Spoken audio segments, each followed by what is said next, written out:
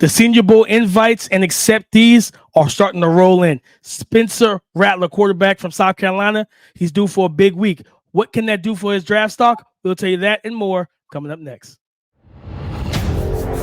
You are Locked On NFL Draft, your daily podcast covering the NFL Draft.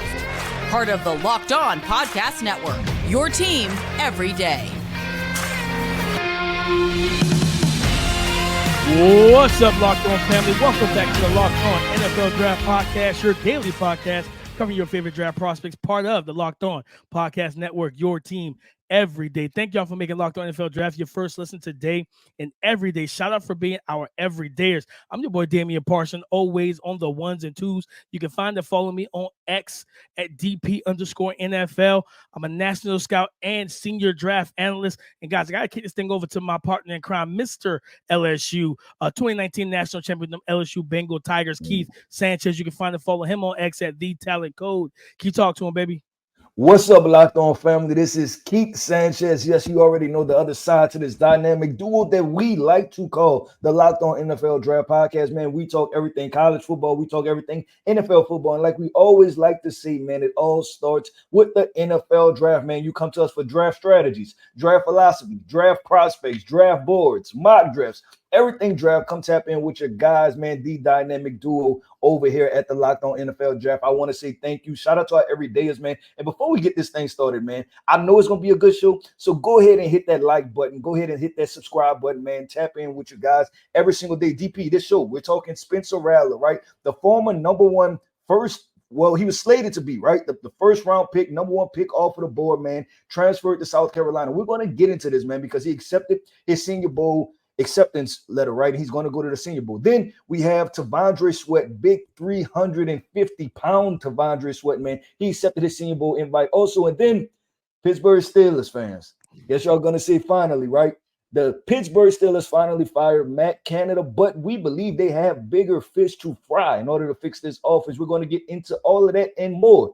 But DP, why don't you hit them with our title sponsor first? Go download the GameTime app, create an account, and use the code LOCKEDONNFL for $20 off your first purchase. Last-minute tickets, lowest prices guaranteed. Spencer Rattler, guys, like he said, he was a former potential projected first overall pick. He was and just now, to remind people and put it in context, right? But for people that haven't been following the draft as long, he was Caleb Williams. Right? That can't miss prospect. He was, and he played a year, and people felt like he was Caleb Williams. Like, okay, coming into next year, this guy's going to ball out. He's going to throw for 40, 50 touchdowns. He's going to be the Heisman winner, and then he's going to be the number one overall pick. No, and the crazy thing about it was he was benched and replaced at Oklahoma by Caleb Williams, right? Oh, wow. That's poetic. That was the crazy thing about that, Keith. Right? Listen, I just connect the dots here. And then so he transfers to USC, to South Carolina. I know our Trojan fans hate, don't like that. We had to talk about that, DP. There's only one USC. There's only one USC. I mean, they're both bad, but there's only one USC. So he transferred to South Carolina, and he finished 2022 off on a strong note. And he came into this season. He's played good football this year for the most part, right? And when you look at the South Carolina Gamecocks, they're not really they're devoid of talent, right, Keith? So him going to Mobile, right? What does that do for him when you think about it? For me, Keith, I look at right now, he's over 3,000 yards passing. He has 19 passing touchdowns, 7 interceptions, and he only has one real receiver to throw the ball to, and that's my guy, Xavier Legette. And he is behind one of the worst offensive lines in college football. I think going down to Mobile and balling out, right? We saw Kenny Pickett, who was a bad QB, turnover prone, just did not look like he looks like what the Pittsburgh Steelers are having right now.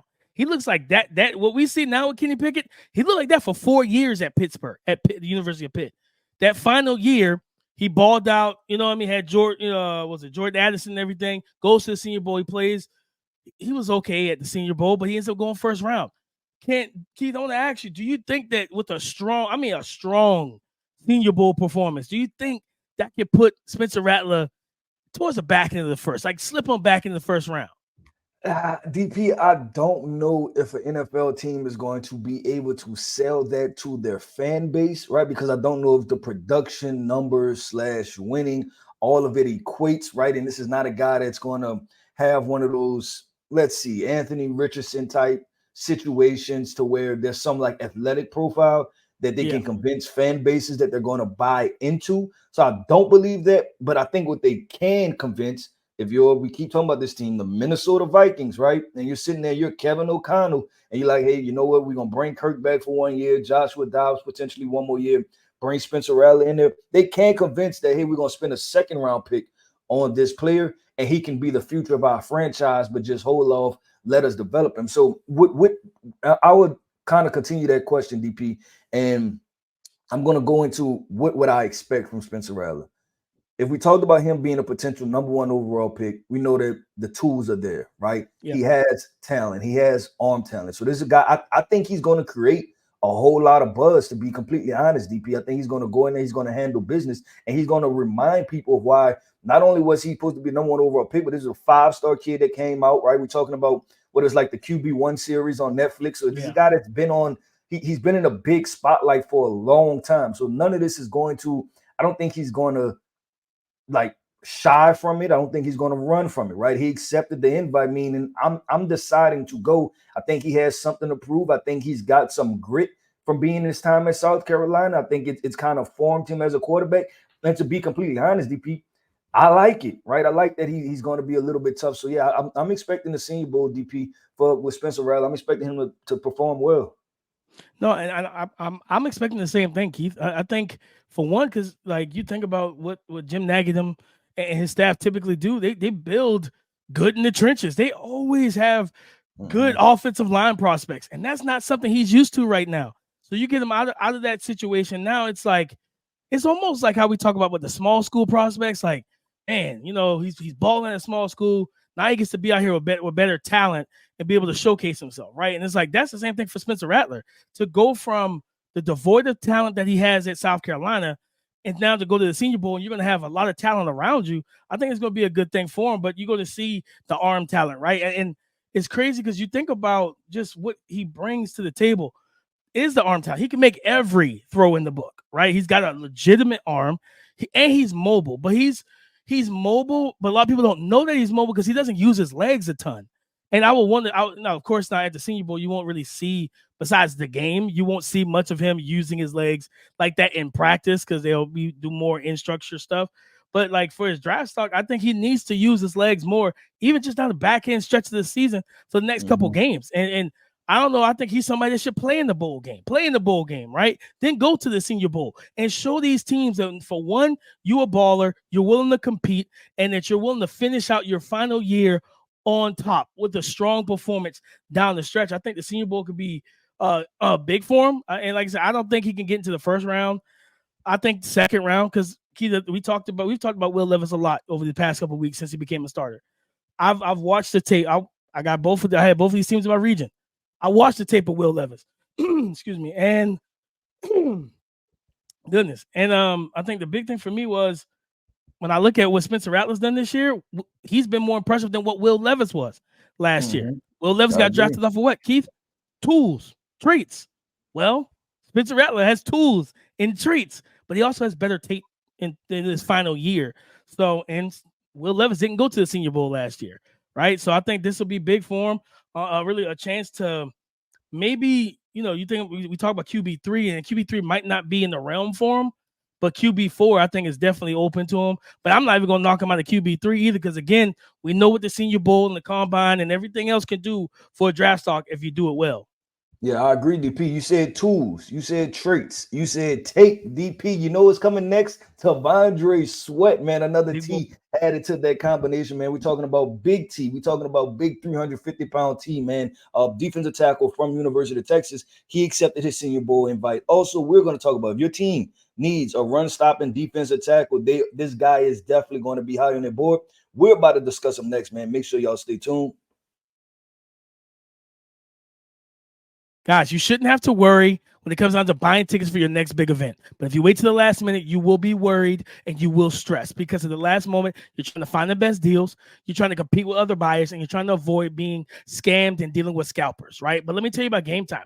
It is the fast and easy way to buy tickets for all your sports, music, comedy, and theater events near you. What do they offer, DP? Well, let me tell you guys. Last-minute tickets, flash deals, zone deals. Their tickets are easy to find and buy for every kind of event in your area, as well as, this is the favorite part, my favorite part, they show the views of all the seats in the venue, so before you purchase your ticket, you know what type of vantage point you will have. Guys, right now on the GameTime app, if you're a big college football fan and you're in the Oregon area, you can see Oregon State versus Oregon this Saturday for as cheap as $161.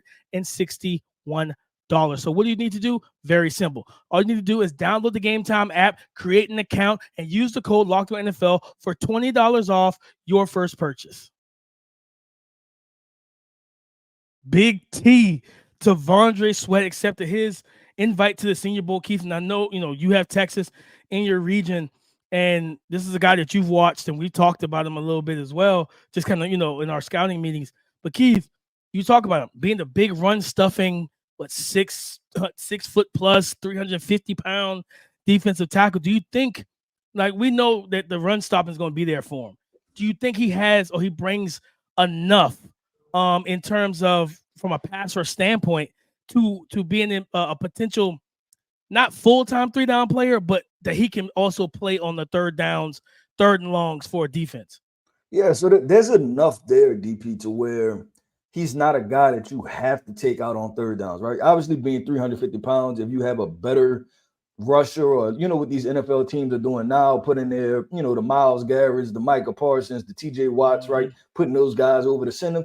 By no means am I telling you not to do that, right, for DAndre Sweat. But what I'm saying is DAndre Sweat is a big boy because third and fives are kind of those in-between downs, right? You don't know if you're going to get a draw. You don't know if you're going to get a run play, right? You don't have to take DAndre Sweat off the field just in case you do get a pass because he's a pocket collapser, right? I think and I don't even want to call it slow burn, right? But he's a pocket collapser, and this is a guy that's going to work through your offensive line to get to the quarterback. And when we say 6'3", 250 pounds, you're talking about a guy that has a above average first step. You could say there is some first step initial quickness there, that when he generates power with 350 pounds, the center, the guard, right, that combination of the center and the guard, they have no choice but to go backwards, right? When this guy activates and it feels like when not health is the word, but when his endurance is up, right? When he's has his breath, when he's feeling good, he's at 100%, this guy is going to collapse the pocket. So I do feel like you can draft him as a 3-down guy.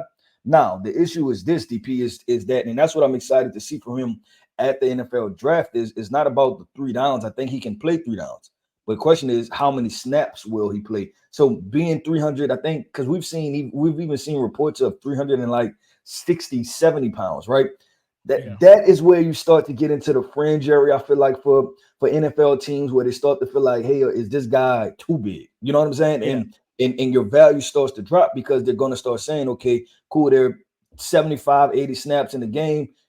Are you going to play 30? And if you're going to play 30, that means I have to draft another defensive tackle to play the other 40 or 50. So am I going to spend a first-round pick on that? So I'm looking for a couple of things, DP. I want to see what weight does he come in at?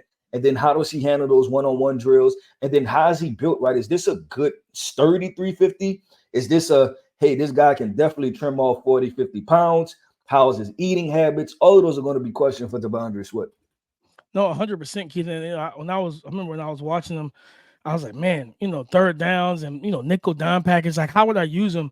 And I think it's the dime, kind of 4-1-6, I think is the defensive alignment where you got like kind of the 3 edge rushers on the field. You know what I mean? Like you got him as the only like true defensive lineman. You got a lot of stand-up, athletic rushers, and you allow him to kind of collapse and push the center backwards. Those other guys can get one-on-ones, stuff like that, and you can kind of get creative with how you rush them. But I agree with you that the name that kept popping up in my mind was Mazi Smith from Michigan from last year, right? Okay. Really good as a run. I think Mazi's probably a little quicker off the ball in terms of quick twitch and a little bit more explosive, but Mazi wasn't with his hands I think Tavondre's better in terms of using his hands to dislodge and get free from, and deconstruct blocks to quick, because he's got like a quick little double swipe inside the club with the long arm over. Like, he's a heavy-handed dude. So it's like, but I think to your point, we think about even with Jordan Davis, right? What was the big concern with Jordan was, all right, how many snaps are we going to play you? You know what I mean? Because he was, I think he was like 360 in college, and then by the time he got to the combine, he was like 340. And then that's when you see the 4.7. You see him, just being the unreal specimen. So I think that's going to be a big thing. I would love, down at the Senior Bowl, Keith, I think what's going to really help him, I want to see him in those one-on-ones, right? Because that's really where you get to shine. When you're a defensive lineman, if you can go out there and create quick pressure and one-on-ones and get into the backfield at the Senior Bowl, Jim Nagy does a great – shout out to Nagy and that staff. And whoever they bring in is from coaching, whether it's the NFL teams, the actual head coaches or the assistant coaches, whatever they do, whoever is coaching there, they do just a really good job of setting these players up to give them advantageous opportunities to shine. And I think DAndre Sweat and one-on-ones against these centers and guards and different things like that, if he can win, he'll appeal to teams. And I think teams that have like that deep defensive line rotation, I don't think he needs to go there, but the Philadelphia Eagles, right? Jesus Christ. I don't think they need it anymore, but who knows, right? Fletcher Cox is about to retire. They might want to go ahead and get another one, right? But I think teams like that, where it's like we have a surplus, we don't have to play you 60 snaps, right? And to your point, hey, we don't even have to draft another guy. We could play you 35, maybe 40, and then we could just rotate you out, keep your legs fresh, keep you winded, and keep you really ready to go, because with his power, man, it could be overwhelming. Yeah, I mean, in the comps for DAndre Sweat, right, with those big guys, everybody's going to obviously think about, remember Mount Cody from Alabama, right? Well, that was like 2009-ish, 2010. Man, that feels was, like a long was time way ago. back. Yeah, that was a throwback. But, I mean, of recent times, right, you're going to think about Vita Veas and your Apu Aikas and, like we said, your Jordan Davises. And I think sometimes, DP, that the NFL, they try things, and then it's a very monkey see, monkey do type situation, in the sense of the fact that if you have instant success, other NFL teams are going to replicate that.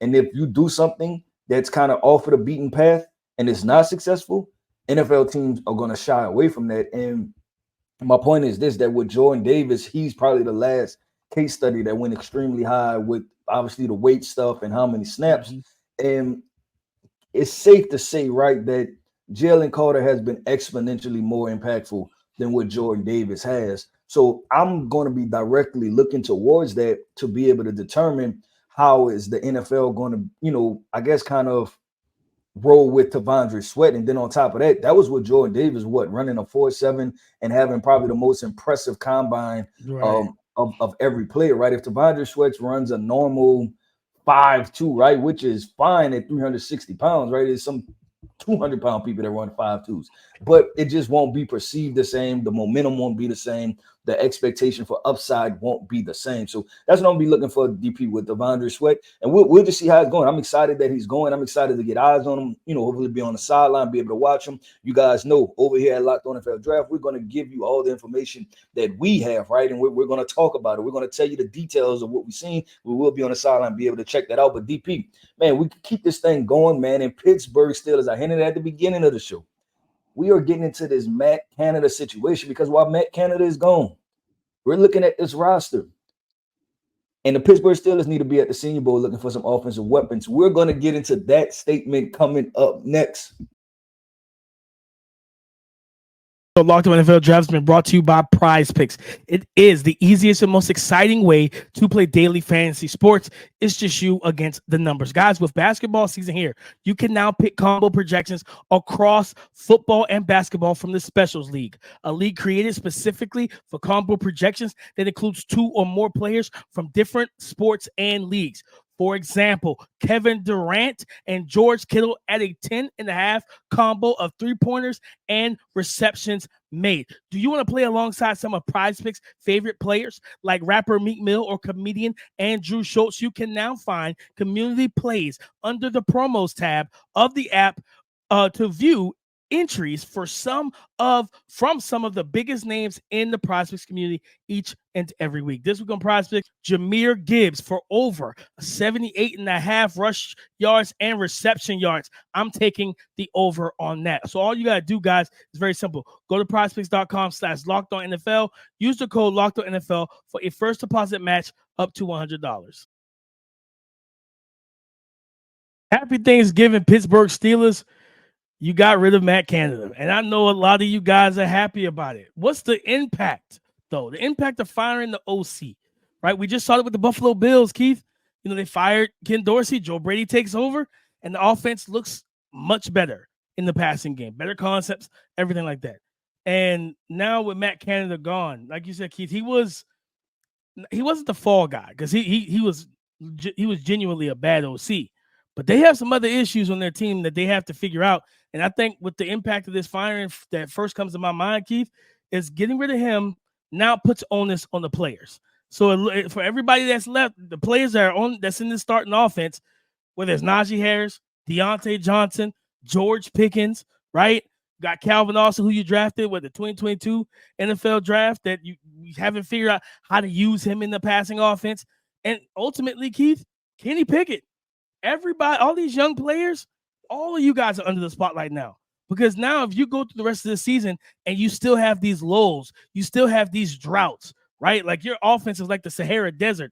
You might get rain every once in a while, but it's still dry as all get out. If that is the case and your offense isn't producing, there's going to have to be some wholesale changes to the offense, and it's not just going to be the coaching staff. Yeah, DP, I think the Pittsburgh Steelers offense is they're individually they're the opposite of the phrase of the sum is greater than the parts, right? I think they're the opposite. I think the parts are greater than the sum. Like individually, George Pickens is a good football player. Deontay Johnson individually is a good football player. Najee Harris individually is a good football player, right? We've seen some high moments from Kenny Pickett, but I just don't think even Jalen Warren individually is a good football player, right? But they don't fit together from a scheme perspective, in my opinion, DP. What George Pickens does not necessarily equate to the same offense that would thrive for Deontay Johnson, right? What Najee Harris does not equate to what these receivers do, right? Or how you want to use him in this kind of ground and pound situation. That was not him at Alabama, right? And then you talk about this offensive line. This offensive line is kind of just a makeshift. They're not a road grading offensive line to be able to create holes, get things to the second and third level. So while you want to use Najee Harris, you're using them in the wrong way. While you want to, kind of activate George Pickens, is this passing scheme or is this, do they complement each other well? And that's what we talk about with complementary pieces. And you look at teams that have done well, right? You talk about the offensive scheme with A.J. Brown and then Devontae Smith. You can say that that's complementary pieces, right? Like you can go down the board, right? Back when the Cowboys had Amari Cooper and CeeDee Lamb, that was complementary pieces. You could just continue to go down offenses that have, even with Justin Jefferson and Jordan Addison, right? That is proving early to be complementary pieces. T. Higgins, Jamar Chase, complementary pieces, right? I don't think that these pieces fit. So what I think is that they're very good in what they do, but it's so specific in usage. I think they need to go get more well-rounded players. And I don't know if you feel the same way, but when I look at the Pittsburgh Steelers, that's what I see the problem is. It's not when you call a play, you're calling a play for one specific player. But even if we go through the progressions, that doesn't necessarily work for the other players. So if my option or the main option is not open, that doesn't work for anybody else. Well, this play call doesn't work for anybody else except for who's the player that the player is called for. No, I agree with you, Keith, because I mean, it's crazy because you look at it and it's like, all right, what's one to me, one of the main things that they're missing? They don't have a true deep threat. You know what I mean? Calvin Austin could be that, right? But like he's going to be that more so from like a reduced split slot role where you're talking about the bang eight, the skinny pulls from the slot, stuff like that. They don't have that true take the top off guy from the outside. I don't think that's George Pickens. He's more of a comeback route, in breaking route, contested catch type of receiver. He doesn't separate the best. Deontay Johnson is a really good separator, but Keith, I don't know how you feel. I think Deontay Johnson, while he can play outside, I think if you put him more on the inside, he would absolutely cook as a predominant slot receiver because his routes and his quickness and everything else change the direction. You put him in there where a two-way go, he can really do some things for you instead of putting him outside and having guys strong arm him to the sideline and essentially trying to take him out of the progression. To your point, they don't mesh well together. Their skill sets don't help one another. So it's like, okay, can you take pressure off of him? Can he take pressure off of you? And it's like, sometimes, maybe, right. You know what I mean? And it's like, that's not the answer I want for my offense. I need that to be perfect. Like, yes, every time, like, yeah, I can T. Higgins and Jamar Chase are going to take pressure off each other and then free up Tyler Boyd. You know what I'm saying? And to that point, DP, even with Najee Harris, right? Najee Harris is a guy that can catch the ball out of the backfield, right? So what would be fun? Motion Najee Harris out of the backfield, line up in slot, right? Let him do some different things. But like you said, then that's taken away from what Deontay Johnson does best, right? And then you even look at this, just look at this holistically. I'm not saying that they aren't good football players, but when you ask yourself in the big scheme of, and that's what NFL teams, and I'm going to ask Steelers fans to do it, right? You take Deontay Johnson, you take George Pickens. Rank them amongst the NFL players. Now, ask me if they are wide receiver ones. That would be my thing, right? And so this goes back to the draft conversation. That like if you really think like George Pickens, I like him, good for the Steelers, but where does he rank amongst all of the NFL wide receivers, right? Deontay Johnson, I like him, but where does he rank amongst all of the NFL wide receivers? Right. And you're going to have a variance of questions / answers of, you know, where those guys rank. And that goes back to the draft. And that's why this is the draft podcast. I think the Steelers should still be looking for offensive linemen and receivers. In my latest mock draft, DP, I mocked Xavier Legette to them. Like, if this guy falls to the 20s, take him. This is a deep offensive tackle class. You can get another offensive tackle, right? Take Xavier Legette because he looks to be that complete piece, a guy that I can let run underneath routes. He can run intermediate routes and he can push vertical, to your point, DP, a guy that can take the top off of the offense. It's somebody like that this offense is still missing in order to kind of truly evaluate them. No, I mean, you know, Xavier Legette, you know, Troy Franklin, man, you know, Tez Walker from North Carolina, if they wanted to wait to day 2, right? You know, there's multiple receivers that they can grab that could, like I said, could take the top off. I think Xavier Legette could potentially be that type of like 1A, 1B with George Pickens. But like you said, they don't have a true number one in our opinion right now. So now the Pittsburgh Steelers, Matt Canada firing him was the right decision. It was the right move, but there's still other things that need to be ironed out, some other things that need to be fixed. And the last thing is, do we have the right quarterback? But again, that's going to be a conversation for a totally different day. There we go. We are going to save that. We're going to save that question, save that answer. We're going to table that, man. But I want to take the time right now, man, to say shout out to our everydayers. Thank you for tapping in to our podcast each and every single day, man. You are why we do this. We do this for y'all, man. And you know we like to say, man, y'all talk to us because we like to talk back, man. You can find me on X at The Talent Code. You can find DP Damon Parsons on X at DP_NFL. And like we say, y'all talk to us because we like to talk back. Go subscribe and follow for free on YouTube or wherever you listen to podcasts. Get the latest episode as soon as it is available. Thank y'all for making Locked On NFL Draft your first listen today and every day. Shout out for being our everydayers, man. Come and join the conversation again tomorrow on the Locked On Podcast Network. Your team every day.